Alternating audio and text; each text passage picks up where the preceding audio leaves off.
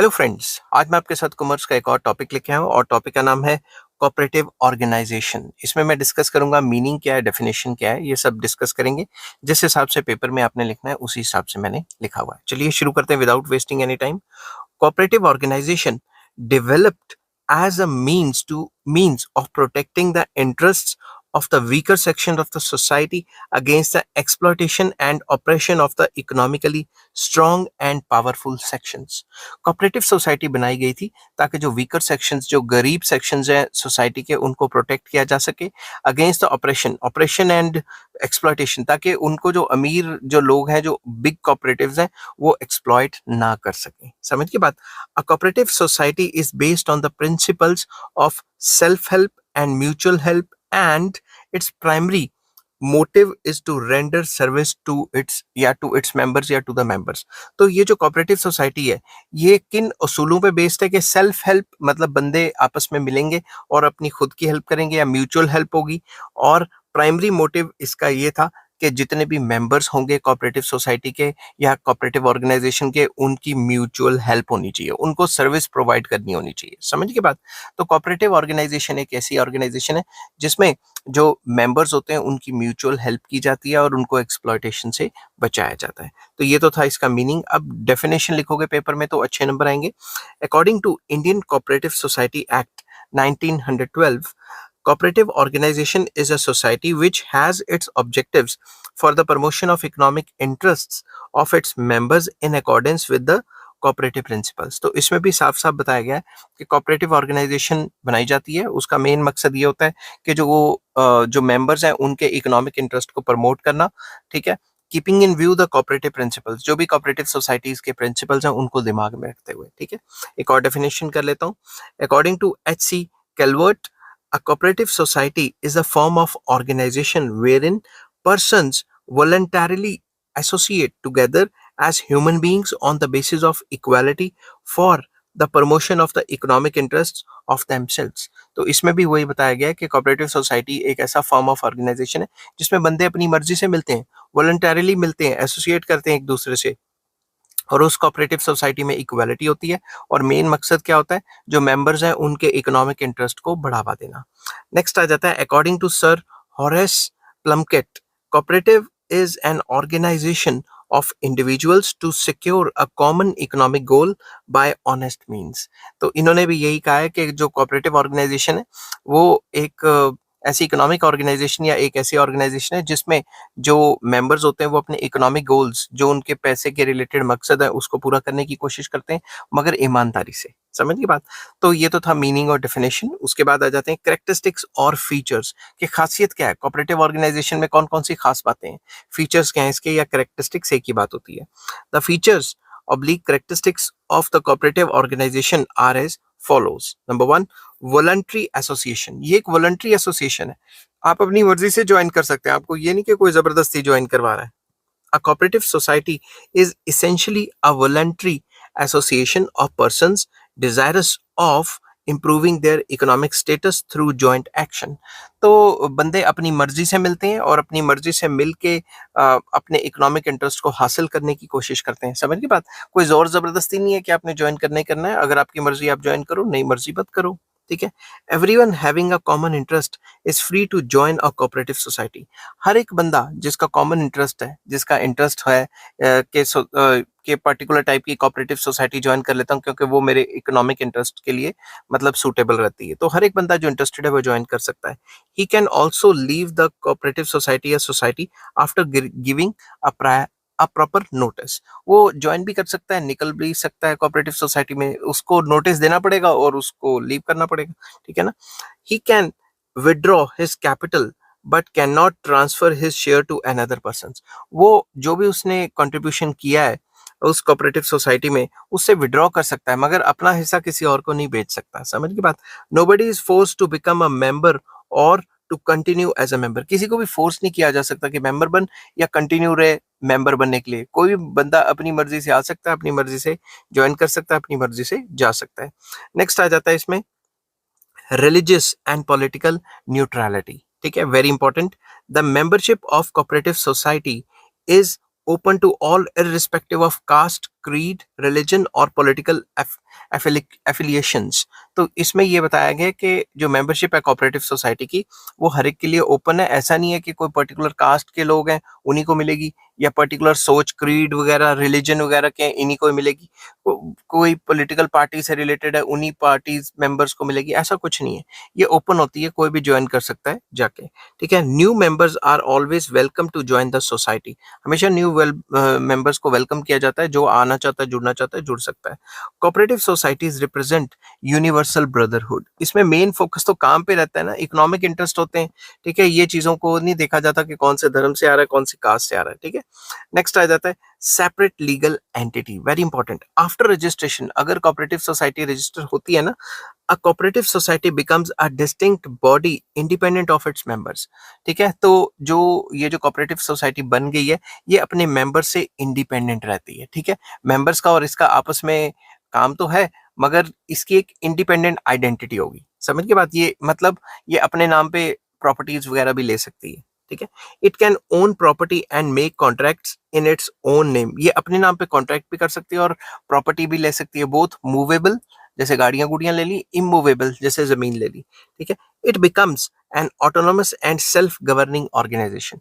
ये एक ऐसी ऑर्गेनाइजेशन बन जाती है जो ऑटोनोमस है, अपनी मर्जी से चलेगी, जो भी वोटिंग्स होंगी उसके हिसाब से काम करेगी, और सेल्फ गवर्निंग अपनी रूल्स रेगुलेशंस खुद बनाएंगी। ठीक है, नेक्स्ट है वन मैन वन वोट। ऐसा नहीं है कि एक बंदे ने 80% हिस्सेदारी ले ली कोऑपरेटिव सोसाइटी की तो उसके पास 80% वोटिंग पावर है, जैसा कि ज्वाइंट स्टॉक कंपनीज में होता है। इसमें क्या है, एक बंदा है तो उसकी एक ही वोट मानी जाएगी, चाहे उसका शेयर ज्यादा है चाहे कम है। Every member has one vote irrespective of the number of shares held by him. वही बात जो मैंने कही थी, rich persons holding more shares can not dictate terms. जो अमीर लोग हैं, ये नहीं कि उनके पास ज्यादा परसेंटेज ऑफ शेयर है कोऑपरेटिव सोसाइटी का तो उनकी मनमर्जी चलेगी। The organization of a cooperative society is democratic and all the members have equal voice in its management. तो ये जो मतलब क्या कहते हैं कोऑपरेटिव सोसाइटी है, ये एक डेमोक्रेटिक तरीके से चलती है, क्योंकि चाहे आप जितनी मर्जी परसेंट हिस्सेदारी ले लो, चाहे एक शेयर ले लो, आपको वोटिंग राइट तो एक ही मिलेगा। तो हर एक की बात सुनी जाती है इसमें। ठीक है, ऐसा नहीं है कि माइनॉरिटी के साथ कोई धक्का हो जाता है या माइनॉरिटी के साथ कोई जुल्म हो जाता है। नेक्स्ट है service motive. The primary aim of the cooperative society is to provide service to its members. इसका मेन मकसद क्या है कि अपने मेंबर्स को सर्विसेज प्रोवाइड करवाना, इसीलिए तो ज्वाइन किया है उन्होंने। Its motto is each for all and all for each. इसका यही मकसद है कि सबका भला करना। ठीक है, however a cooperative society may earn some profits for the benefits of its members. ऐसा नहीं है कि कोऑपरेटिव सोसाइटी प्रॉफिट ही नहीं कमाएगी, प्रॉफिट कमाएगी, मगर वो सारा का सारा बेनिफिट मेंबर्स के अंदर डिस्ट्रीब्यूट कर देगी। ठीक है, डिस्पोजल ऑफ सरप्लस, वही वाली बात आ गई। The surplus of a cooperative society is not disturbed, distributed आना था, रुको 2 मिनट, इज नॉट डिस्ट्रीब्यूटेड। मैंने यहाँ स्पीड में गलत लिख लिया, लग रहा है मैच देख रहा था मैं। ठीक है, the surplus of a cooperative society is not distributed among members in proportion of their capital. जितनी कैपिटल है उसके हिसाब से नहीं। अगर किसी अमीर बंदे ने 80% हिस्सेदारी ली है तो 80% उसको नहीं मिलेगी। According to law at least 1/4 of the profits must be transferred to general reserve. उसमें से 1/4 जो प्रॉफिट है वो जनरल रिजर्व्स में चला जाएगा। सारा का सारा प्रॉफिट्स डिस्ट्रीब्यूट नहीं होता, 1/4 प्रॉफिट ही डिस्ट्रीब्यूट होगा। जनरल रिजर्व्स मतलब जो कोऑपरेटिव सोसाइटी के रिजर्व्स हैं उसके अंदर चला जाएगा। अ portion of profits not exceeding 10% may be utilized for the welfare of the locality in which the society is functioning।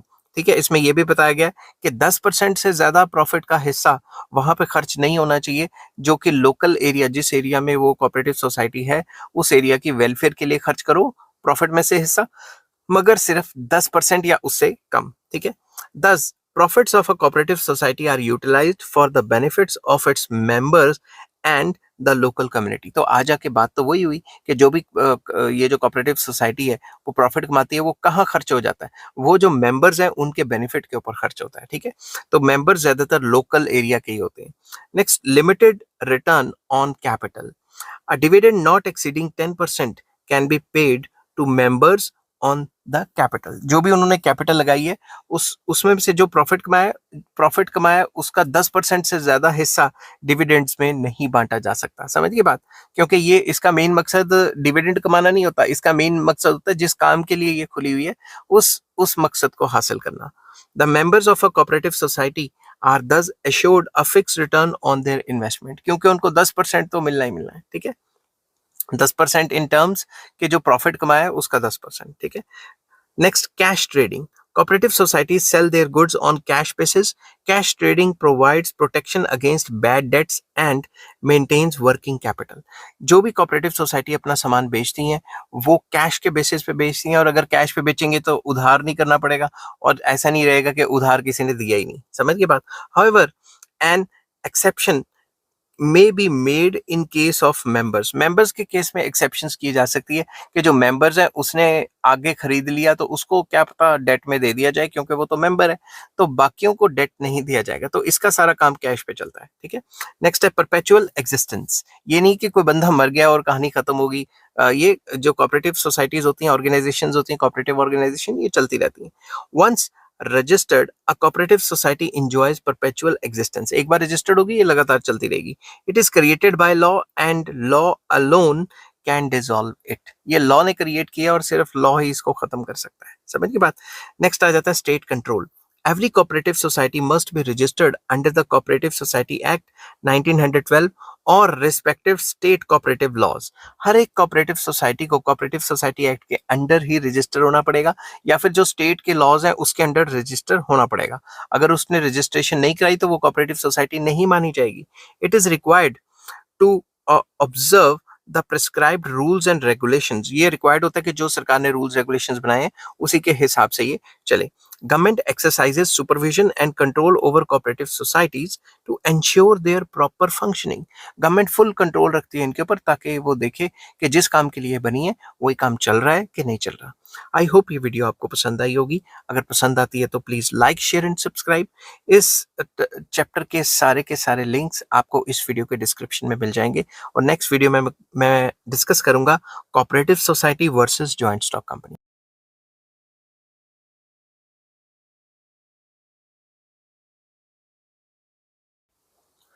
Hello friends, आज मैं आपके साथ कॉमर्स का एक और टॉपिक लेके आया हूँ, और टॉपिक का नाम है cooperative society versus joint stock company.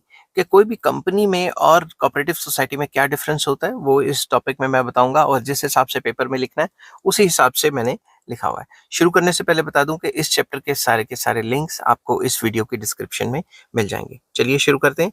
The main difference between, difference की बजाय डिफरेंसेस आना था, ठीक है यहाँ पे।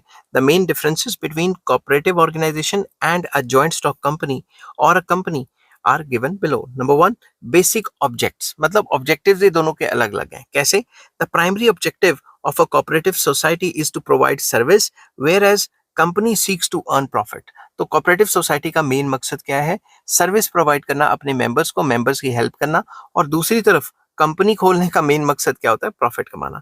This does not mean that cooperative society does not earn profits or a company does not render service to the society। इसका मतलब ये भी हरगिज नहीं है कि कोऑपरेटिव सोसाइटी प्रॉफिट नहीं कमा सकती और जो कंपनी है वो कभी भी अपनी सर्विस नहीं देगी सोसाइटी को। ठीक है।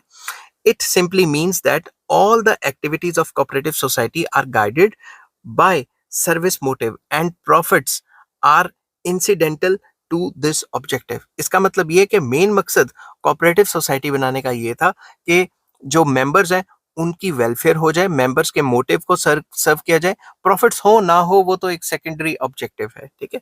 On the other hand, the activities of a company are inspired by profit making and services rendered to society are incidental to profit motive।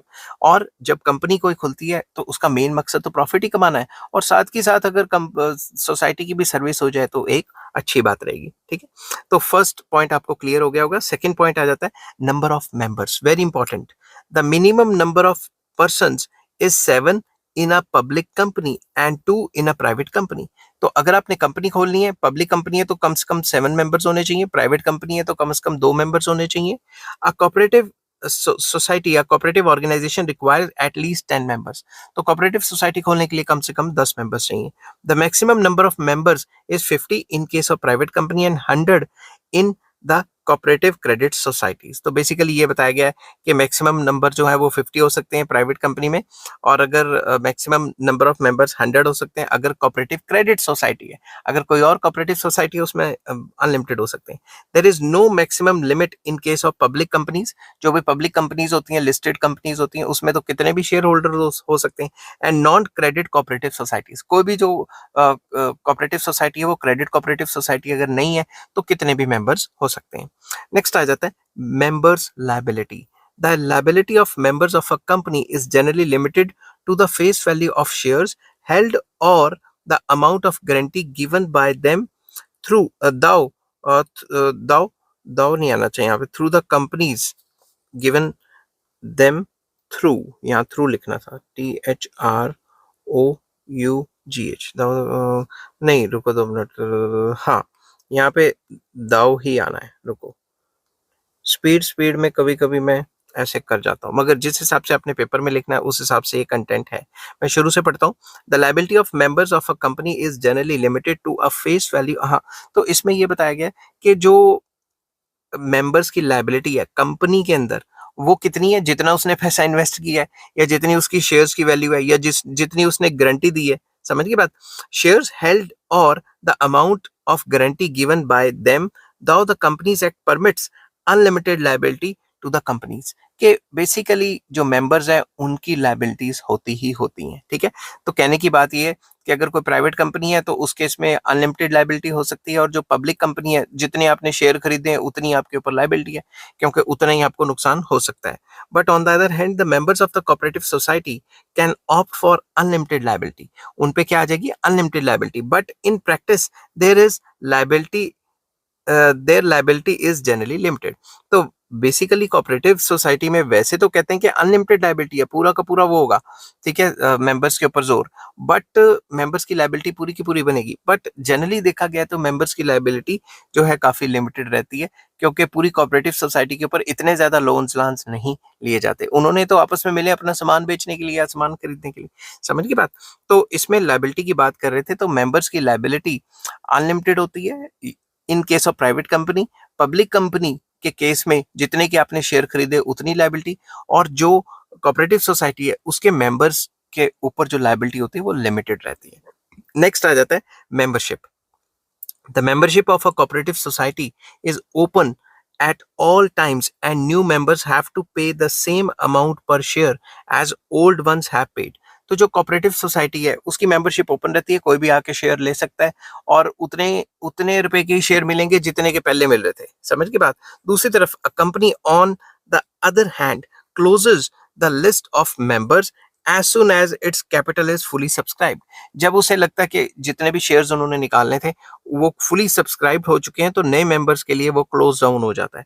People who want to become members later on have to buy the shares at the stock exchange. अगर फिर भी मैं member बनना चाहता हूं तो जब market में शेयर लिस्ट होंगे तभी मैं मेंबरशिप खरीद पाऊंगा। समझ की बात? वैसे नहीं अपनी मन मर्जी से जब मर्जी जाके खरीद लूं। ठीक है, नेक्स्ट आ जाता है management and control. The management of a cooperative society is democratic as the members has one vote and there is no system of proxy. तो सिंपल वर्ड्स में कि जो मैनेजमेंट एंड कंट्रोल होता है कोऑपरेटिव सोसाइटी का वो democratic रहता है, क्योंकि आपके पास जितने मर्जी शेयर हैं आपको एक ही वोट मिलेगी। समझ की बात? और यहाँ कोई प्रॉक्सी वोटिंग वगैरह भी नहीं होती। ठीक है, in a company the number of votes depends upon the number of shares and proxies held by a member। एक मेंबर के पास जितने शेयर हैं उसी के हिसाब से उसको वोटिंग राइट्स मिलेंगे, उसी के हिसाब से उसकी प्रॉक्सीज होंगी। There is little separation between ownership and management in a cooperative society due to limited and local membership. Basically जो कोऑपरेटिव सोसाइटी होती है उसमें मैनेजमेंट एंड ओनर में कोई ज्यादा फर्क नहीं होता, क्योंकि जो मेंबर्स होते हैं वही कंपनी को मैनेज करते हैं, उन्हीं के डिसीजंस आगे माने जाते हैं। बट जो जो कंपनीज होती हैं उसमें मैनेजमेंट एंड ओनरशिप अलग अलग होती है। जैसे आपको पता है, ओनर आप शेयर होल्डर हो तो आप तो ओनर हो गए, मगर कंपनी तो मैनेजर्स चला रहे हैं। समझिए बात। नेक्स्ट आ जाता है distribution of surplus, very important. The profits of a company are distributed as dividends in the proportion of the capital contributed by the members ने जितना भी पैसा लगाया, जितने भी शेयर खरीदे हुए हैं, उसी हिसाब से डिविडेंड डिस्ट्रीब्यूट हो जाएगा, प्रॉफिट मिल जाएगा। In a cooperative society a minimum part of surplus must be set aside as a reserve and for the general welfare of the public. एक मिनिमम रिजर्व, अगर कोऑपरेटिव सोसाइटी का profit हुआ है, एक मिनिमम रिजर्व जो है वो set aside करना पड़ता है, साइड पे रखना पड़ता है, ताकि जो लोकल एरिया उसकी डेवलपमेंट कर सके, और दूसरा जो कोऑपरेटिव सोसाइटी के रिजर्व्स हैं उसमें भी पड़ा रहता है। The rest is distributed in accordance with the patronage provided by different members after paying dividend up to 10% on their capital. तो उनकी कैपिटल पे सिर्फ 10% तक का ही डिविडेंड दिया जा सकता है, उससे ज्यादा नहीं दिया जा सकता। ठीक है, बाकी सारा का सारा वेलफेयर के ऊपर खर्च करना पड़ता है। नेक्स्ट है share capital. In a company one member can buy In a company, one member can buy any number of shares, but an individual cannot buy more than 10% of the number of shares or shares worth rupees 1000 of a cooperative society. Simple words में ये बताया गया कि company के अंदर तो एक बंदा जितने मर्जी शेयर परचेज कर सकता है, मगर कोऑपरेटिव सोसाइटी में आपको या तो 1000 के शेयर खरीदने पड़ेंगे, या आप ज्यादा से ज्यादा कंपनी जो कोऑपरेटिव ऑर्गेनाइजेशन है उसके 10% शेयर खरीद सकते हैं, उससे ज्यादा नहीं खरीद सकते, क्योंकि कम से कम 10 बंदे तो चाहिए ही ना खोलने के लिए। तो एक बंदा ज्यादा से ज्यादा 10% ही खोल सकता, मतलब शेयर ले सकता है कोऑपरेटिव सोसाइटी में। A public company must offer new shares to existing members, while a cooperative society issues new shares generally to increase its membership. Simple words में ये बता सकते हैं कि जो कंपनी है वो नए शेयर्स ला सकती है, और नए शेयर लाएगी तो पहले उसको एग्जिस्टिंग मेंबर को बोलना होगा कि मेरे शेयर खरीदो। दूसरी तरफ कोऑपरेटिव सोसाइटी नए शेयर इशू कर सकती है अपनी मेंबरशिप को बढ़ाने के लिए। The subscription list of a cooperative society is kept open for new members, whereas the subscription list of a company is closed after subscription. ऐसा नहीं, कोऑपरेटिव सोसाइटी में हमेशा जाके कोई भी मेंबरशिप ले सकता है, उसकी सब्सक्रिप्शन लिस्ट कभी क्लोज नहीं होती। बट एक बार जितना कंपनी को पैसा चाहिए उतना उसके पास आ गया तो वो अपनी सब्सक्रिप्शन लिस्ट को क्लोज कर सकती है।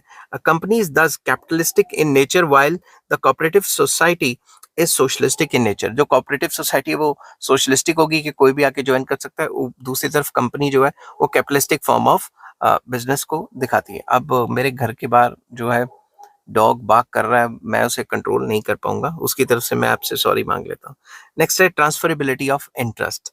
The share of a public limited company are freely transferable, while the shares of a cooperative society cannot be transferred but can be returned to the society in case a member wants to withdraw his membership. तो जो company है, company या limited company है, उसमें तो freely transferable होते हैं, आप कभी भी जाके अपने शेयर्स को ट्रांसफर कर सकते हैं। आपने किसी और को बेच दिया, किसी और ने किसी और को बेच दिया, स्टॉक एक्सचेंज पे जाके बेच दिया अगर कंपनी लिस्टेड है।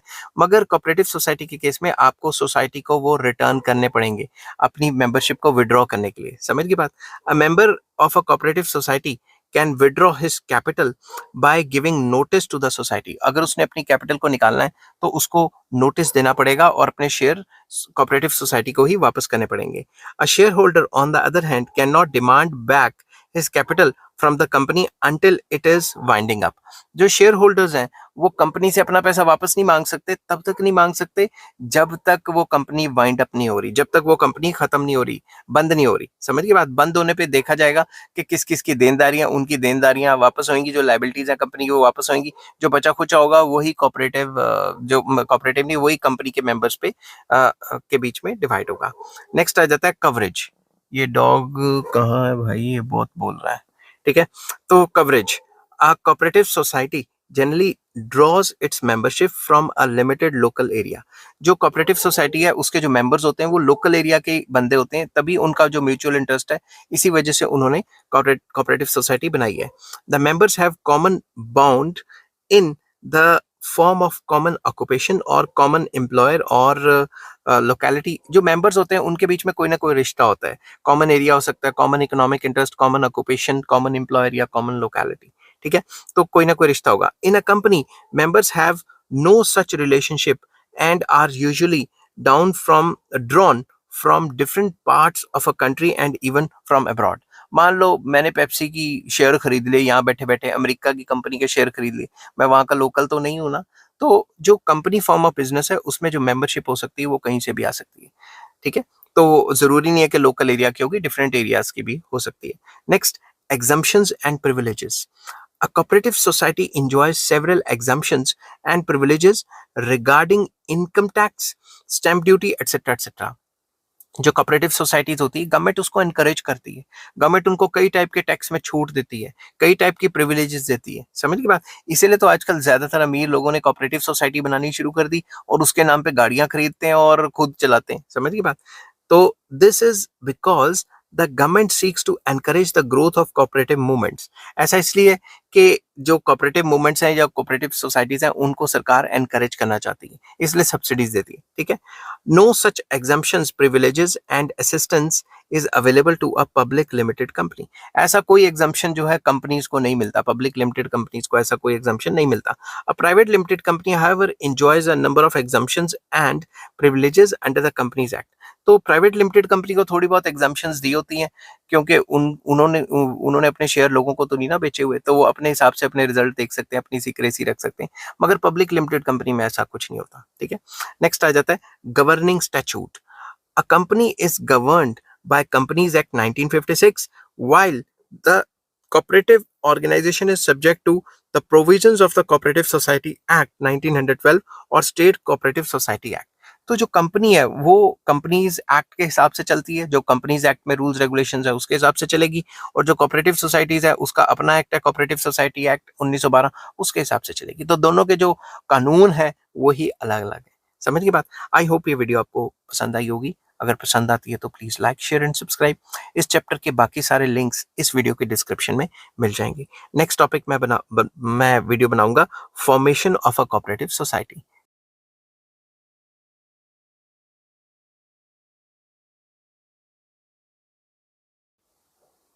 हेलो फ्रेंड्स, आज मैं आपके साथ कॉमर्स का एक और टॉपिक लेके आया हूँ और टॉपिक का नाम है फॉर्मेशन ऑफ कोऑपरेटिव सोसाइटी। चलिए शुरू करते हैं। शुरू करने से पहले बता दूं कि कोऑपरेटिव सोसाइटी के चैप्टर के सारे लिंक्स आपको इस वीडियो के डिस्क्रिप्शन में मिल जाएंगे। Let's begin.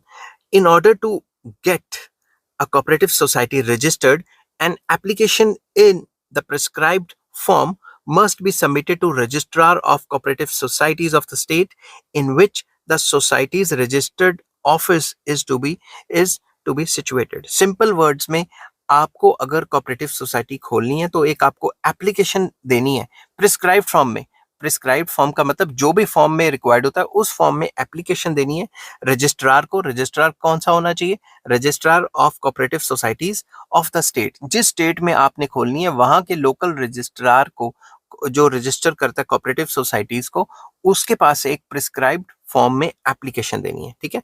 Any 10 persons above the age of 18 years and having common interest may submit a joint application for being formed into a cooperative society। कोई भी 10 लोग, कम से कम 10 लोग होने चाहिए जिनका कॉमन इंटरेस्ट है, और वो 10 लोग 18 प्लस होने चाहिए, उनका कॉमन इंटरेस्ट है, वो जॉइंटली एक एप्लीकेशन दे सकते हैं प्रिस्क्राइब फॉर्म में कि हम कोऑपरेटिव सोसाइटी बनाना चाहते हैं। The application should contain the following information. जो भी वो एप्लीकेशन देंगे उनमें ये जो फॉलोइंग चीजें लिखी हैं, फॉलोइंग पॉइंट्स लिखे हैं, ये इन्फॉर्मेशन होनी चाहिए। Number 1, name and address of the society. Society का नाम क्या होगा और किस जगह पे सोसाइटी सिचुएटेड होगी। Aim and objects of for which the society is being registered। Aim and objects मतलब ऑब्जेक्टिव्स, मकसद क्या है सोसाइटी का बनाने का, किस लिए रजिस्टर करवा रहे हो वो भी बताना है आपने। Names, addresses and occupations of the members. जितने भी मिनिमम 10 मेंबर्स है ना, 10 से ज्यादा भी हो सकते हैं, तो जितने भी मेंबर्स हैं उनके नेम्स क्या है, एड्रेसेस क्या है और उनका काम क्या है वो भी मतलब एप्लीकेशन में लिखा होना चाहिए। Share capital and it's division. तो शेयर कैपिटल कितनी है और किस हिसाब से डिवाइड हुई है वो सारा बताना है। Method of admission of new members. नए मेंबर्स को एडमिट करने का क्या तरीका है, नए मेंबर्स को कोऑपरेटिव सोसाइटी में डालने का जो तरीका है वो बताना है। 2 copies of bylaws means rules and regulations of the society. जब भी हम कोई कोऑपरेटिव सोसाइटी बनाते हैं तो उसके कुछ रूल्स रेगुलेशंस भी तो होंगे ना, तो उन रूल्स रेगुलेशंस की भी 2 कॉपीज सबमिट करवानी पड़ेंगी। उसके बाद क्या होगा, a cooperative may adopt model bylaws given in the cooperative society act instead of framing its own bylaws. तो जो भी कोऑपरेटिव सोसाइटी एक्ट है उसके अंदर एक सॉरी उसके अंदर बायलॉज के मॉडल्स गिवन है कि ये लॉज भी बना सकते हो, वो लॉज भी बना सकते हो, 2-4 सैंपल गिवन है, वहां से भी आप ले सकते हो, जरूरी नहीं कि अपने खुद के बनाने शुरू कर दो। ठीक है। Once application for registration along with the copies of bylaws is submitted, the registrar of cooperative society will carefully scrutinize them in order to ensure that they are in accordance with the provisions and spirit of the cooperative society act। एक बार अपने application जमा करवा दी तो जो cooperative societies के जो registrar हैं वो सारे के सारी चीजें देखेंगे आपका और देखेंगे मोटिव आपका सही है और सारे आपके जो कागजात जो आपने जमा कराए हैं वो चेक करेंगे। अगर उनको लगता है वो सेटिस्फाइड है तो ठीक है भाई। When he is fully satisfied, he और शी भी हो सकता है, ही और she is fully satisfied in this connection, he will enter the name of the society in his register and will issue a certificate of registration। अगर वो आपकी बात से सेटिस्फाइड है, अगर वो सेटिस्फाइड है कि जिस मकसद के लिए आप कोऑपरेटिव सोसाइटी बना रहे हो वो लीगल है और सब कुछ सही है, तो वो अपने रजिस्टर में आपकी कोऑपरेटिव सोसाइटी का नाम लिख देगा और आपको सर्टिफिकेट ऑफ रजिस्ट्रेशन दे देगा। After getting the certificate of registration, the society becomes a cooperative body having a separate legal entity of its own with perpetual succession and limited liability of its members। तो एक बार आपके हाथ में certificate आ गया, जैसे ही certificate issue हुआ वैसे ही ये जो कोऑपरेटिव सोसाइटी है ये कॉर्पोरेट बॉडी मतलब बन गई है जिसका एक सेपरेट लीगल एंटिटी है। ठीक है, मतलब ये अपने नाम पे मतलब प्रॉपर्टी ले सकती है, अपने नाम पे कॉन्ट्रैक्ट कर सकती है। ठीक है, तो ये एक सेपरेट लीगल एंटिटी बन गई है और इसकी परपेचुअल सक्सेशन है, मतलब चलती रहेगी, लॉ के थ्रू बनी है और लॉ ही खत्म कर सकता है इसको। समझ की बात। A cooperative society can be registered only when it satisfied following conditions। Cooperative society को रजिस्ट्रेशन मिलती है जब फॉलोइंग कंडीशंस मेट होती हैं। कौन कौन सी? Number 1, there must be at least 10 adult members. जैसा कि मैं पहले भी बोल चुका हूं, कम से कम 10 अडल्ट मेंबर्स होने चाहिए। The members should be bound together by some common interest, that is they may belong to same occupation, locality etc। जो 10 मेंबर्स हैं उनका या तो ऑक्यूपेशन सेम होना चाहिए या लोकेलिटी सेम होनी चाहिए या उनके कॉमन फीचर्स होने चाहिए, तभी तो वो मिल रहे हैं। ठीक है ना। अब एक डॉक्टर क्यों ज्वाइन करेगा एग्रीकल्चर कोऑपरेटिव सोसाइटीज को? समझ के बात। They must put up a joint application to the registrar of cooperative societies. जो भी रजिस्ट्रार है कोऑपरेटिव सोसाइटीज में उनको एक एप्लीकेशन देनी पड़ेगी jointly. Each member must give an undertaking to buy at least 1 share. तो कम से कम एक मेंबर एक शेयर तो खरीदेगा ही खरीदेगा। समझ की बात। A copy of bylaws must be submitted to the registrar. मतलब जो भी उनके लॉज हैं, कोऑपरेटिव सोसाइटी के जो कानून है वो जो है रजिस्ट्रार को जमा कराने हैं। अगर उनको खुद कानून बनाने में प्रॉब्लम हो रही है तो कोऑपरेटिव सोसाइटी एक्ट के अंदर ही कुछ बायलॉज दिए होते हैं, सैंपल बायलॉज, वहां से वो कॉपी कर सकते हैं। The management of a cooperative society lies in the hands of managing committee. जो भी कोऑपरेटिव सोसाइटी होगी उसकी जो मैनेजमेंट होगी वो मैनेजमेंट कमेटी करेगी। समझ गई बात। Members of this committee are elected directly by the members at AGM, मतलब annual general meeting of the society. जो भी सोसाइटी की एनुअल जनरल मीटिंग मतलब साल की एक जो इंपॉर्टेंट मीटिंग है उसमें जो मैनेजमेंट कमेटी है उसके बंदे चूज किए जाएंगे। The managing committee consist of a number of members who are elected from the members and following are the office bearers. तो बेसिकली जो मेंबर्स होंगे उन्हीं में से चूज किए जाएंगे मैनेजिंग कमेटी में। और ऑफिस बेयरर्स कौन से होंगे? एक प्रेसिडेंट होगा, वाइस प्रेसिडेंट एक भी हो सकता है, एक से ज्यादा भी हो सकते हैं, सेक्रेटरी होगा, जनरल सेक्रेटरी होगा, बना सकते हैं, और ट्रेजरर होगा। ठीक है। इन इन जनरल ये 5 तरीके की ही मैनेजिंग कमेटी में मेंबर्स पाए जा सकते हैं। ठीक है, मतलब मैनेजिंग कमेटी में यही बंदे मैनेज करेंगे। ठीक है। The general body of shareholders lay down the broad objectives and policies of the cooperative society। जो भी cooperative society है उसमें जो शेयर होल्डर्स हैं वो अपने मकसद ले डाउन करेंगे। अपने मकसद मतलब पॉलिसीज देखेंगे कि भाई हम इन पॉलिसीज के लिए हैं यहाँ पे। The managing committee determines detail programme and procedures of the society. तो वही बताया गया है कि मैनेजिंग कमेटी सब कुछ करती है, उसके पास ही सारा का सारा प्रोग्राम प्रोसीजर की डिटेल है और वो अपने हिसाब से चलाएगी। The committee also gets progress report from the office bearers and it is accountable to annual general meeting of the members. तो बेसिकली ये कि जो मैनेजिंग कमेटी है वो सारी की सारी रिपोर्ट्स लेगी जो ऑफिस में बंदे काम करते हैं, ऑफिस बेयरर्स हैं उनसे, और जितने भी मेंबर्स होंगे उनको जवाब दे होंगे मैनेजिंग कमेटी के मेंबर के सामने क्यों किया, कैसे किया। The office bearers of the society work mainly on honorary capacity. तो बेसिकली ऑनरेरी कैपेसिटी या ऑनरेरियम पे काम करते हैं, बेसिकली कम तनख्वाह पे काम करते हैं। तो इसलिए ये माना जाता है कि जो कोऑपरेटिव सोसाइटी है उसके जितने भी बंदे काम करने वाले हैं वो मेंबर्स ही होते हैं, बाहर से वो लाके कम ही बंदे रखते हैं, ठीक है। The annual accounts of the society are audited and its annual reports is submitted to registrar of the cooperative society. तो जो भी इनके एनुअल अकाउंट्स हैं उस रिपोर्ट की फॉर्म में सबमिट किए जाते हैं और वो ऑडिट किए जाते हैं, और जितनी भी उनकी रिपोर्ट्स वगैरह हैं वो जो रजिस्ट्रार ऑफ कोऑपरेटिव सोसाइटीज हैं उनको डिपॉजिट करनी पड़ती हैं। ऐसा क्यों? क्योंकि सरकार से स्पेशल स्कीम्स भी तो मिलती है ना, इनको स्पेशल सब्सिडीज भी तो मिलती हैं। तो इनकी जितनी भी रिपोर्टें हैं वो रजिस्ट्रार जो है, रजिस्ट्रार ऑफ कोऑपरेटिव सोसाइटीज, उनके पास इनको डिपॉजिट करवानी पड़ती है। आई होप ये वीडियो आपको पसंद आई होगी। अगर पसंद आती है तो please like, share and subscribe. Next topic में लेके आऊंगा कंज्यूमर्स कोऑपरेटिव सोसाइटीज क्या होती हैं।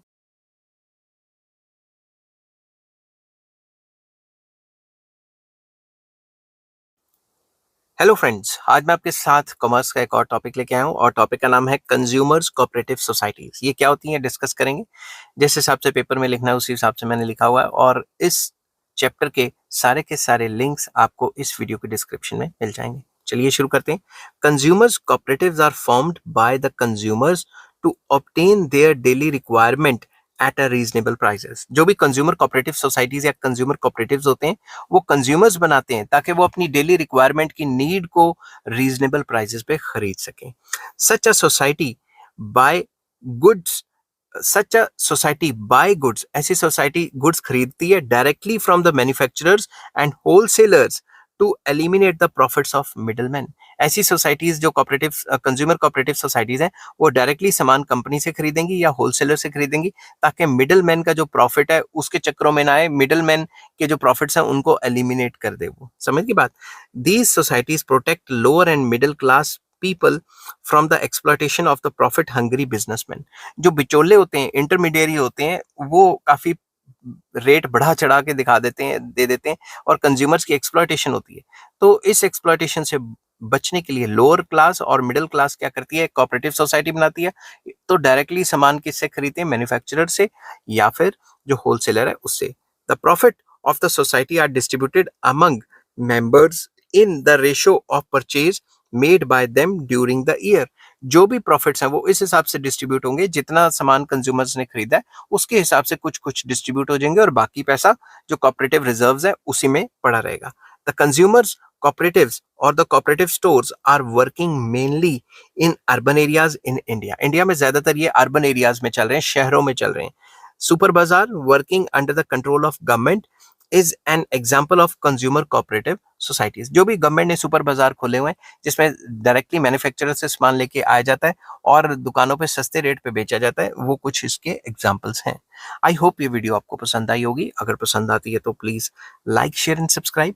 नेक्स्ट वीडियो में मैं लेके आऊंगा प्रोड्यूसर्स कोऑपरेटिव सोसाइटीज क्या होती हैं।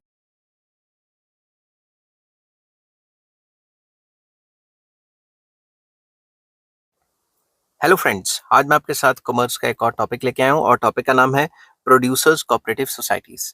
शुरू करने से पहले बता दूं कि इस चैप्टर के सारे लिंक्स आपको इस वीडियो के डिस्क्रिप्शन में मिल जाएंगे। चलिए शुरू करते हैं। प्रोड्यूसर्स और industrial cooperatives are voluntary associations of small producers and artisans who join hands to face competition and increase production. Basically ये जो प्रोड्यूसर कोऑपरेटिव सोसाइटीज होती हैं, ये जो स्मॉल स्मॉल छोटे छोटे प्रोड्यूसर्स ने एक सोसाइटी बनाई होती है या आर्टिसंस ने एक सोसाइटी बनाई होती है, वो आपस में मिल जाते हैं ताकि वो कंपटीशन को फेस कर सकें और प्रोडक्शन को बढ़ा सकें। These societies are of two types. Number one, industrial service cooperatives. इसमें क्या आ जाता है, in this type the producers work independently. जो प्रोड्यूसर्स हैं अपना अलग अलग काम करते हैं and sell their industrial output to the cooperative society. अपनी जो आउटपुट है, जो भी इन्होंने काम किया है, उसको एक कोऑपरेटिव सोसाइटी को सेल कर देते हैं। The society undertakes the supply of raw material. वो जो सोसाइटी है वो क्या करती है, वो रॉ मटेरियल को लेती है, टूल्स एंड मशीनरी को लेती है और मेंबर्स को प्रोवाइड करती है। तो ये कोऑपरेटिव सोसाइटी बेसिकली बनाई जाती है ताकि रॉ मटेरियल सस्ता मिल जाए, टूल्स सस्ते मिल जाए, या मशीनरी वगैरह जो चाहिए वो अपने मेंबर्स को सस्ते रेटों पे दे सके। The output of members is marketed by the society. तो आउटपुट जो ये बनाते हैं प्रोड्यूसर्स, स्मॉल प्रोड्यूसर्स, ये भी जमा करवा देते हैं इस सोसाइटी के पास और ये सोसाइटी ही आगे माल बेचती है। नेक्स्ट आ जाता है मैन्युफैक्चरिंग कोऑपरेटिव्स। इसमें क्या आ जाता है, in this type producer members are treated as employees of the society and are paid wages for their work. इसमें क्या होता है, प्रोड्यूसर्स को एम्प्लॉइज की तरह ट्रीट किया जाता है और जो भी उनसे काम कराया जाता है उसकी उसको तनख्वाह दी जाती है। तो society provides raw material and equipment to every member. इसमें क्या है, हर एक मेंबर को रॉ मटेरियल या मशीनरी वगैरह प्रोवाइड कराई जाती है। The members produce goods at a common place, एक जगह है वहीं पे सारे के सारे मेंबर्स काम कर रहे हैं और इन देयर हाउसेज या अपने घर में भी कर सकते हैं। The society sells the output in the market and its profits are distributed among members. उस होता क्या है, एक कॉमन जगह पे या अपने अपने घर पे काम कर रहे हैं, समझ गए बात। तो जो भी प्रॉफिट्स हैं वो मेंबर्स में डिस्ट्रीब्यूट हो जाते हैं। आफ्टर कुछ रिजर्व्स जो है कोऑपरेटिव सोसाइटी अपने पास रखती है, बाकी सारा मेंबर्स में बांट देती है। तो पहले में क्या था, अपनी अपनी फैक्ट्री में काम कर रहे हैं, यहाँ पे या तो कॉमन प्लेस में काम कर रहे हैं या फिर अपने घरों में काम कर रहे हैं, समझ गए बात। तो ये थी कोऑपरेटिव जो सोसाइटी जो कि प्रोड्यूसर्स बनाते हैं, ठीक है। नेक्स्ट टॉपिक मैं डिस्कस करूंगा मार्केटिंग मार्केटिंग सोसाइटीज। इसकी वीडियो का लिंक भी आपको डिस्क्रिप्शन में मिल जाएगा।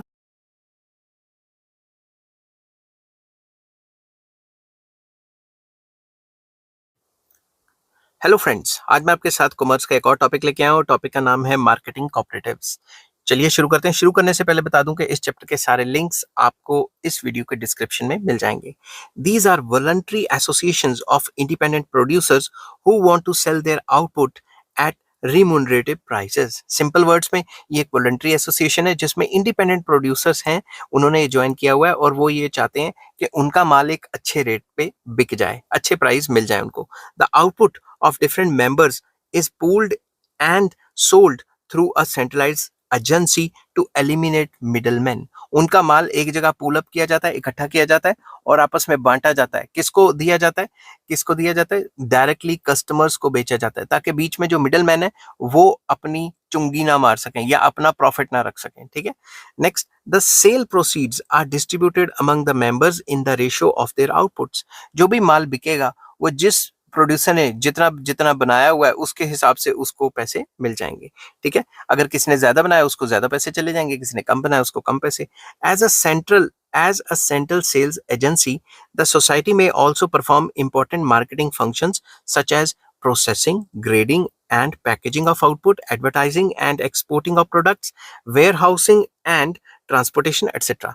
क्योंकि ये एक सेंट्रल एजेंसी होती है मार्केटिंग कोऑपरेटिव्स, तो इसके अंदर ये सारे छोटे मोटे काम किए जाते हैं, जैसे प्रोसेसिंग और प्रोड्यूस करना, ठीक है, अलग अलग करना, या ग्रेडिंग करना उनकी, या पैकेजिंग करना, या उनकी मशहूरियां वगैरह करना, एडवर्टाइज करना उनको, या फिर एक्सपोर्ट वगैरह करना। वेयर हाउसिंग की फैसिलिटीज दी जाती हैं, ट्रांसपोर्टेशन की फैसिलिटीज दी जाती हैं। Marketing societies are set up generally by farmers, artisans, and small producers who find it difficult to face competition in the market and to perform necessary marketing functions individually. Basically, ये जो small farmers हैं या फिर जो small artisans वगैरह हैं, small producers हैं, ज़्यादातर वही इस टाइप की मार्केटिंग सोसाइटी बनाते हैं ताकि उनको काफ़ी आसानी रहे अपना माल को बेचने में या फिर स्टोर करके रखने में या ट्रांसपोर्ट करने में। समझ की बात। National agriculture cooperative marketing federation, जिसको नेफर्ड भी कहा जाता है, is an example of marketing cooperative in India. तो आई होप ये वीडियो आपको पसंद आई होगी। अगर पसंद आती है तो please like, share and subscribe. Next topic में डिस्कस करूंगा cooperative farming society.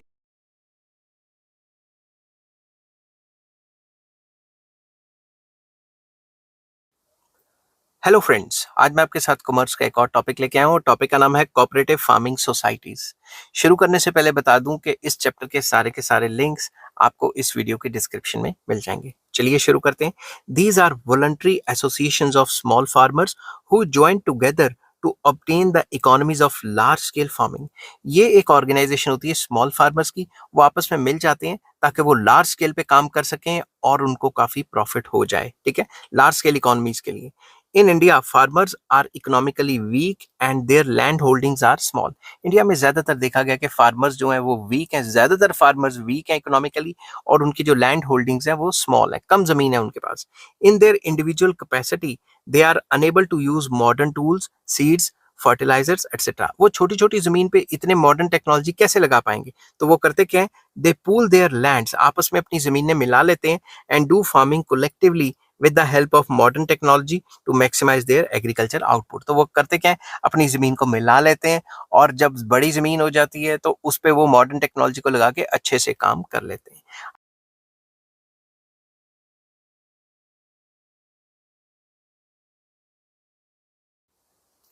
Hello friends, आज मैं आपके साथ कॉमर्स का एक और टॉपिक लेके आया हूँ और टॉपिक का नाम है हाउसिंग कोऑपरेटिव सोसाइटीज। शुरू करने से पहले बता दूं कि इस चैप्टर के सारे लिंक्स आपको इस वीडियो के डिस्क्रिप्शन में मिल जाएंगे। चलिए शुरू करते हैं। These societies are formed by low and middle income group people in urban areas to have a house of their own. इस टाइप की सोसाइटी कौन बनाता है? लोअर मिडिल क्लास के लोग या मिडिल इनकम ग्रुप के लोग अर्बन एरियाज में बनाते हैं ताकि उनकी रहने की प्रॉब्लम सॉल्व हो जाए, उनको रहने को जो घर चाहिए वो मिल जाए।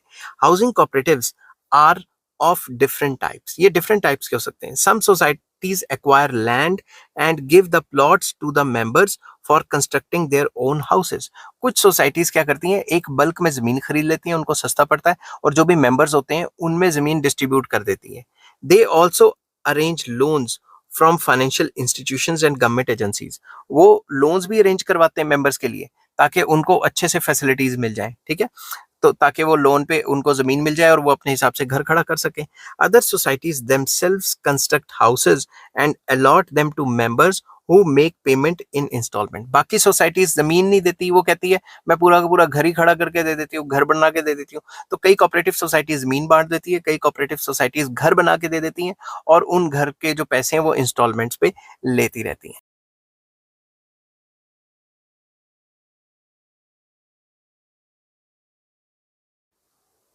हेलो फ्रेंड्स, आज मैं आपके साथ कॉमर्स का एक और टॉपिक लेके आया हूँ और टॉपिक का नाम है कोऑपरेटिव क्रेडिट कोऑपरेटिव सोसाइटीज या कोऑपरेटिव क्रेडिट सोसाइटीज, दोनों दोनों कह सकते हो आप, ठीक है।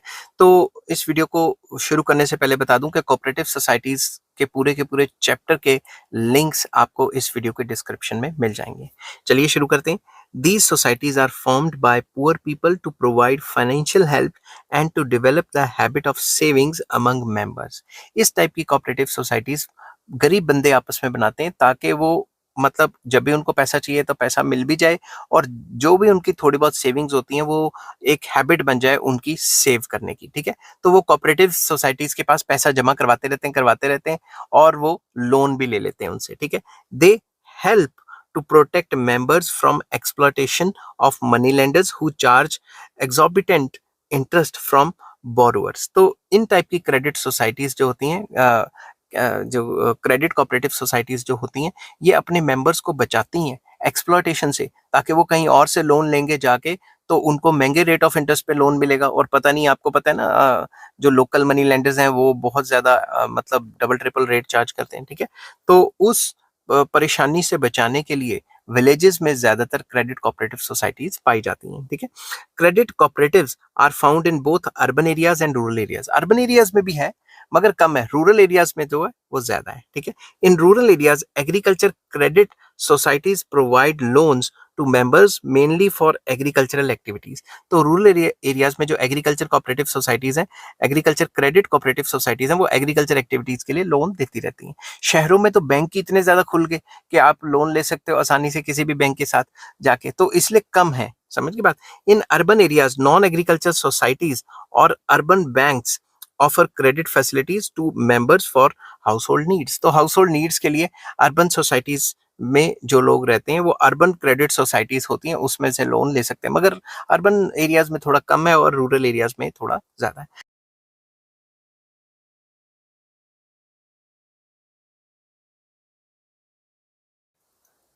हेलो फ्रेंड्स, आज मैं आपके साथ कॉमर्स का एक और टॉपिक लेके आया हूँ और टॉपिक का नाम है advantages of cooperative society. Cooperative society के एडवांटेजेस क्या होते हैं वो डिस्कस करेंगे। डिस्कस करने से पहले बता दूं कि पूरी की पूरी कोऑपरेटिव सोसाइटी के चैप्टर के लिंक्स आपको इस वीडियो के डिस्क्रिप्शन में मिल जाएंगे। चलिए शुरू करते हैं। जब भी आपको एडवांटेजेस का क्वेश्चन आएगा तो आपने मीनिंग और डेफिनेशन लिखनी है, जिसकी जो वीडियो मैं ऑलरेडी अपलोड कर चुका हूँ। Cooperative form of organisation offers the following advantages. Number 1, ease of formation. बनानी बहुत आसान है। It is quite easy to form cooperative society. Cooperative society बनानी बहुत आसान है। Any 10 adults can join together and form themselves into a cooperative। तो basically कोई भी 10 अडल्ट मेंबर जुड़ सकते हैं और आपस में मिलकर कोऑपरेटिव सोसाइटी बना सकते हैं। Very little time and money are required to get a cooperative registered. Cooperative society को रजिस्टर करने के लिए भी कम टाइम लगता है और कम पैसा लगता है। The legal formalities are very few. तो पहला पॉइंट तो यही हो गया, बनानी बहुत आसान है। नेक्स्ट है ओपन मेंबरशिप, कोई भी आके मेंबर बन सकता है। Any person having a common interest can become member of the cooperative society and can leave the society at his or her own pleasure. कोई भी बंदा आके मेंबर बन सकता है और कभी भी वो मतलब कोऑपरेटिव सोसाइटी को छोड़ के जा सकता है। बस करना ये अपने शेयर्स किसी और को नहीं बेच सकता, कोऑपरेटिव सोसाइटी को ही वापस बेचने पड़ते हैं। No discrimination is made on the basis of caste, creed, religion और पॉलिटिकल एफिलिएशन। कोई भी डिस्क्रिमिनेशन, भेदभाव नहीं किया जाएगा कि भाई तुम इस कास्ट के हो तो तुम्हें मेंबरशिप नहीं मिलेगी, या इस रिलीजन के हो तो नहीं मिलेगी, इस पॉलिटिकल पार्टी से हो तो नहीं मिलेगी। ऐसा कुछ नहीं है, कोई भी ज्वाइन कर सकता है। The cost of a share is low and even poor people या poor persons can buy it. जो इसकी जो मेंबरशिप होती है या कॉस्ट ऑफ शेयर होता है वो काफी सस्ता होता है, कोई भी खरीद सकता है। थर्ड पॉइंट आ गया limited liability. The liability of every member is limited to the extent of his share in the society's capital. हर एक बंदे की जो लायबिलिटी है वो कितनी है, उतनी ही है जितने के उसने शेयर खरीदे हुए हैं कोऑपरेटिव सोसाइटी के, ठीक है। उतनी ही लायबिलिटी है, उतना ही उसका नुकसान हो सकता है ज्यादा से ज्यादा। Therefore the risk faced by every member is limited and known. तो उसको पता होगा उसने कितने का कितने की हिस्सेदारी या कितने के शेयर खरीदे, उतने का ही उसका लॉस हो सकता है। तो उसे पता ही होगा लिमिटेड लॉस है, और जो नोन है कि इतना ही लॉस हो सकता है, अनलिमिटेड नहीं है जैसा पार्टनरशिप में होता है। नेक्स्ट कंटिन्यूटी एंड स्टेबिलिटी, ठीक है। After registration a cooperative society becomes a separate legal entity. एक बार वो रजिस्टर्ड हो गई तो वो एक सेपरेट लीगल एंटिटी है। Death, lunacy or insolvency of a member does not affect its existence, therefore it enjoys continuity of operation. कोई भी बंदे की डेथ हो जाए या फिर वो पागल पुगल हो जाए, इंसॉल्वेंट हो जाए, तो उस केस में ये कोऑपरेटिव सोसाइटी बंद नहीं होगी, उसका काम चलता रहेगा। तो एग्जिस्टेंस अच्छी है इसकी। Next democratic management. Management of a cooperative society is fully democratic. कैसे? Every member has an equal vote और voice irrespective of his capital contribution. चाहे ज्यादा शेयर खरीदें चाहे कम शेयर खरीदें, हर एक मेंबर को एक ही वोट मिलेगी, चाहे आपके पास जितने मर्जी शेयर हैं। तो इस हिसाब से जो माइनॉरिटी मेंबर्स हैं उनकी भी बात सुनी जाती है। The principle of one man one vote is followed. जैसा कि मैंने पहले बताया, a small group of members can not dominate the control of the society. जैसा कि कंपनीज में होता है, जिसके पास ज्यादा शेयर है उसके पास ज्यादा वोटिंग पावर होती है, वोटिंग राइट्स होते हैं, वही अपनी चलाते हैं। माइनॉरिटी जो शेयर होल्डर्स हैं उनके साथ तो जो मेजोरिटी चाहेगी वही करती रहेगी। समझ की बात? इसमें ऐसा नहीं होता। Next internal financing. A large part of profit of a cooperative society is transferred to general reserves every year. जो भी कोऑपरेटिव सोसाइटी पैसा कमाएगी वो जनरल रिजर्व्स होते हैं कोऑपरेटिव सोसाइटी के, उसमें ट्रांसफर कर देती है। Dividend on capital can not exceed 10%। जो भी आपने पैसे लगाए हैं उस पर 10% से ज्यादा जो आपको डिविडेंड नहीं मिल सकता। Therefore plugging back of profits facilitates the expansion and growth of the society. क्योंकि उसको रिजर्व्स में भी पैसे रखने पड़ते हैं, तो उससे क्या होता है, उससे सोसाइटी फर्दर ग्रो कर सकती है और अपने प्रॉफिट्स को फर्दर यूटिलाइज कर सकती है। नेक्स्ट आ जाता है low operating costs. The office bearers of the cooperative society offer honorary services. जो ऑफिस बेयरर्स होते हैं उनको ऑनरेरी सर्विसेज मिलती हैं, बेसिकली वो मेंबर्स में से ही निकल के होते हैं, निकल के लगाए होते हैं, ठीक है। Therefore the cost of management काफी लो चली जाती है, उनको कम पैसे मिलते हैं इसलिए। Cash trading avoids bad debts and there is no need to maintain huge stocks. उसमें स्टॉक्स मेंटेन करने की जरूरत भी नहीं होती और वो कैश पे काम करते हैं और कर्जे पे काम कम से कम करते हैं, जिससे कि पैसे का प्रॉब्लम नहीं आता। As customers are primarily the members themselves, there is saving in advertising and selling expenses. इसके जो कस्टमर्स होते हैं वो ही बायर्स होते हैं, तभी तो ये बल्क में खरीद के देती है, तभी तो ये करते हैं। तो इस चक्कर में मशहूरी के ऊपर भी पैसे, एडवर्टाइजमेंट के ऊपर भी पैसे नहीं खर्च करने पड़ते। समझ की बात? Elimination of middle man also adds to economy of operations. क्योंकि कॉपरेटिव्स के आने का मकसद ही ये था कि हमारा माल सीधा बिक जाए या सीधा हमारा माल हम खरीद लें, जो रॉ मटेरियल वगैरह चाहिए। तो मिडल मैन नहीं होता, इसलिए भी इनके जो ऑपरेशंस है काफी सस्ते पड़ते हैं, ठीक है। नेक्स्ट आ जाता है cheaper and better supplies. Cooperative societies supply better quality goods at cheaper rates. ये तो सबको पता है, सस्ते में माल, अच्छा माल मिल जाता है कोऑपरेटिव सोसाइटीज के through.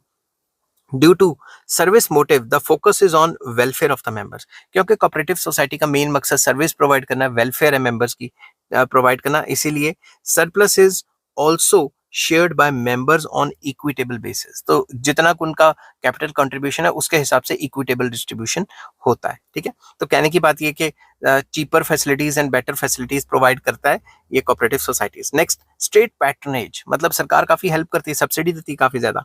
The government provide several concessions to cooperative societies in the matter of taxes, finance etcetera. Taxes या फाइनेंसेस में या लोन्स प्रोवाइड करने में सरकार काफी हेल्प करती है।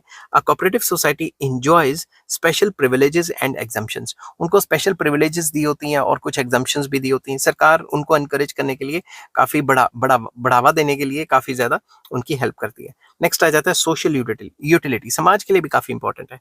Cooperatives are non competitive organisation. इनका मेन मकसद कंपटीशन करना तो नहीं है। दे प्रमोट पर्सनल लिबर्टी, वो एक पर्सनल आजादी प्रोवाइड कराते हैं। Social justice and mutual cooperation provide कराते हैं।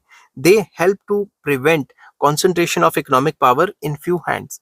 उनका मेन मकसद होता है कि भाई गरीब की भी हेल्प करना, ये नहीं कि अमीर ही अमीर होता रहे और गरीब को कोई पूछे ही ना। ठीक है, cooperative undertakings also serve as a training grounds for self government. तो लोकल लेवल पे काफी वो काम कर रहे होते हैं, अपनी सोसाइटी की हेल्प कर रहे होते हैं, लोकल मेंबर्स की हेल्प कर रहे होते हैं, तो लोकल ग्राउंड पे एक सेल्फ गवर्नमेंट की उनको ट्रेनिंग से मिल जाती है। They foster fellow feelings and self help, thrift and moral values among the members. तो सिंपल वर्ड्स में जो मॉरल वैल्यूज है मेंबर्स की वो अच्छी हो जाती है, उनको अच्छी आदतें पड़ जाती हैं वगैरह वगैरह। यहाँ थोड़ा पॉजिटिव लिखा हुआ है। ठीक है, तो आई होप ये वीडियो आपको पसंद आई होगी। अगर पसंद आती है तो please like, share and subscribe. और नेक्स्ट टॉपिक मैं डिस्कस करूंगा disadvantages of cooperative society.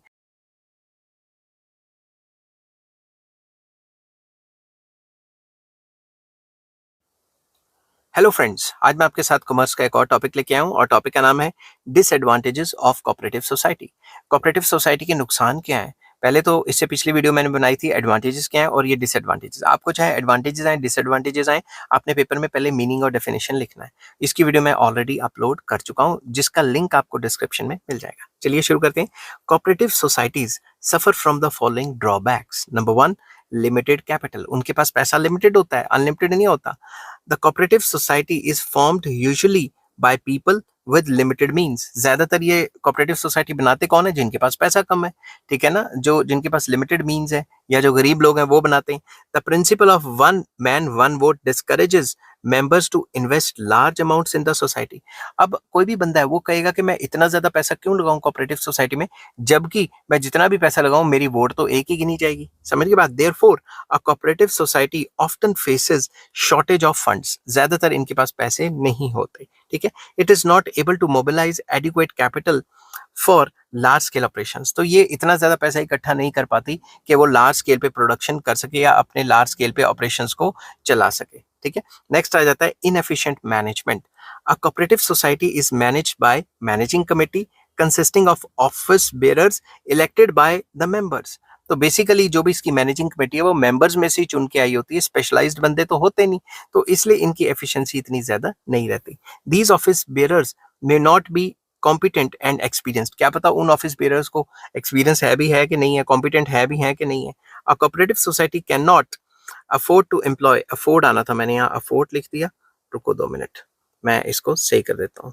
Can not afford, ठीक है, can not afford to employ expert professional managers at high salaries. तो वो अपने मेंबर्स में से ही चूज कर लेते हैं ताकि उनको ज्यादा तनख्वाह न देनी पड़े। बाहर से कोई एक्सपर्ट नहीं बुला सकते क्योंकि ये जो कोऑपरेटिव सोसाइटी है इनके पास इतना पैसा तो होता नहीं है। समझ की बात।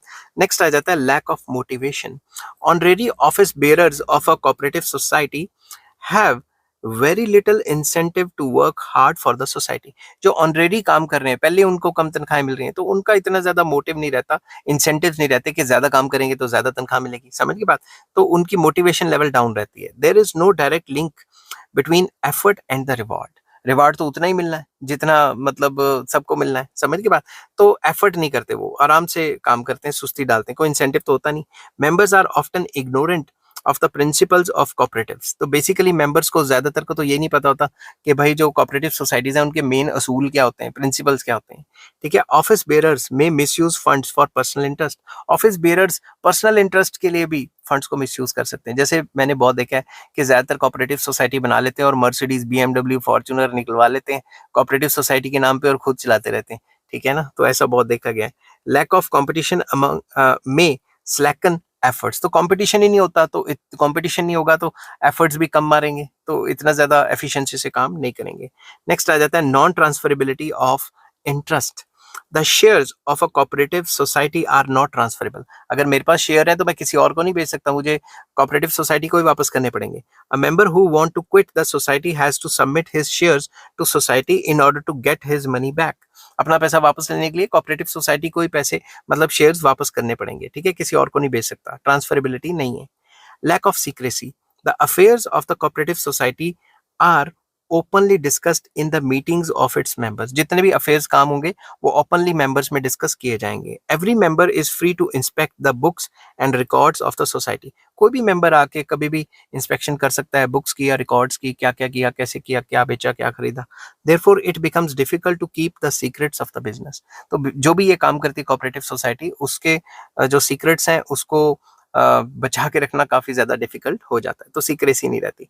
नेक्स्ट आ जाता है एक्सेसिव गवर्नमेंट कंट्रोल। गवर्नमेंट के काफी रूल्स रेगुलेशंस लगाती है, क्योंकि गवर्नमेंट सब्सिडी भी तो देती है ना इनको, ठीक है। The day to day working of a cooperative society is bound by legal rules and regulations. सरकार ने 100 टाइप के रूल्स लगाए होते हैं।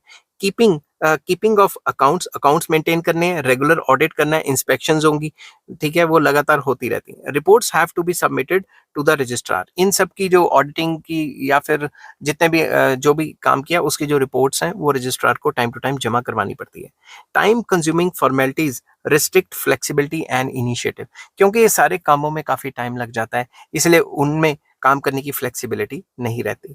नेक्स्ट आता है रिफ्ट अमंग मेंबर्स में आपस में ही वो लड़ाइयां चलें तो ठीक है ना, आपस में ही अलग अलग थिंकिंग हो, फिर क्या होगा। The success of cooperatives depends directly on the loyalty and cooperation of members. ये cooperative society कामयाब हो भी पाएगी नहीं हो पाएगी, ये members की cooperation पे डिपेंड करता है। Quite often disputes arise among the managing committee and the members. Managing committee और मेंबर्स के बीच में डिस्प्यूट्स खड़े होते रहते हैं। Some members may want to dominate the working of the society. कुछ मेंबर्स चाहते हैं कि मेरी बात ही सुनी चाहिए, डोमिनेट करना चाहते हैं। Members are drawn from different sections of the society. तो सोसाइटी में डिफरेंट सेक्शंस में से कई बार मेंबर्स बनते हैं। जरूरी थोड़ा ना हमेशा गरीब ही बनेंगे, अमीर लोग भी तो मेंबर बन सकते हैं, उनमें तो कोई रोक नहीं है। There is often lack of harmony and amity among them. उनमें आपस में इतनी ज्यादा भाईचारा नहीं होता और लड़ाइयां चलती हैं। इस वजह से कभी कभी कोऑपरेटिव सोसाइटी अपने मकसद को हासिल नहीं कर पाती। आई होप ये वीडियो आपको पसंद आई होगी। अगर पसंद आती है तो please like share and subscribe. ये चैप्टर था कोऑपरेटिव सोसाइटी का जो कि खत्म हो गया, और इस चैप्टर के सारे लिंक्स आपको इस वीडियो के डिस्क्रिप्शन में मिल जाएंगे। Take care, bye bye.